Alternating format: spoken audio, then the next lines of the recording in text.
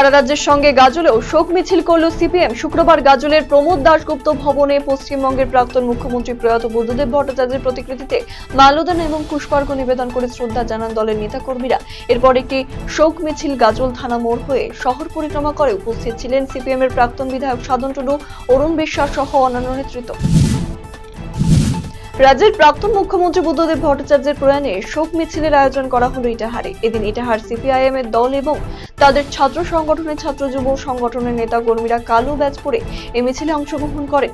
সিরাজুল ইসলাম, আলপনা বর্মন সহ অন্যান্য নেতৃত্ব উপস্থিত ছিলেন এদিনের এই কর্মসূচিতে।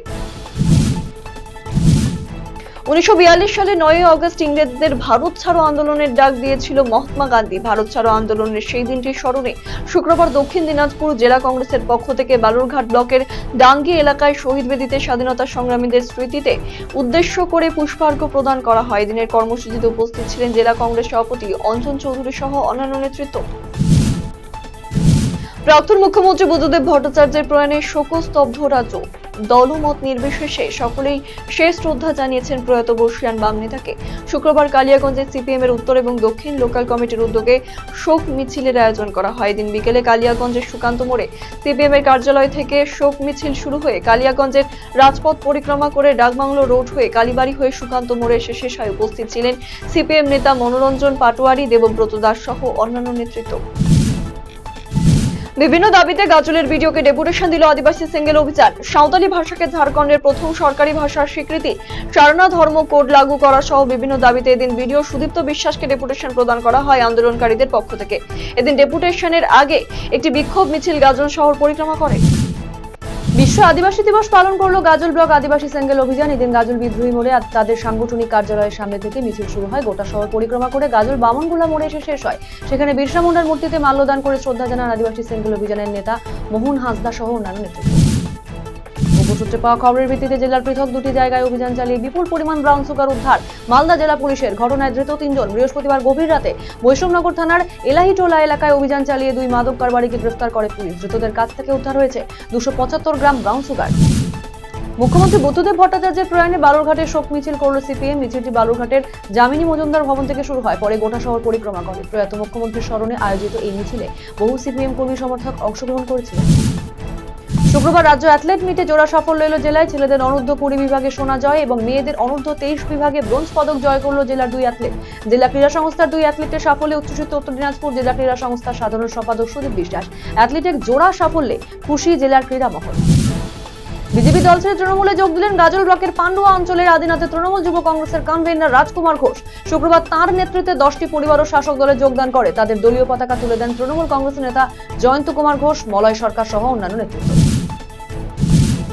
শুক্রবার 9 আগস্ট বিশ্ব আদিবাসী দিবস পালিত হলো উত্তর দিনাজপুর জেলা জুড়ে। এদিন সামাজিক কর্মসূচি গ্রহণ করলো করণদিঘি ব্লকের নাকল একতা আদিবাসী সোসাইটি। এদিন নাকল থেকে পাতনর পর্যন্ত পুলিশ কর্মীদের টুপি, ছাতা, মিষ্টি, গোলাপ ফুল দেওয়া হয়।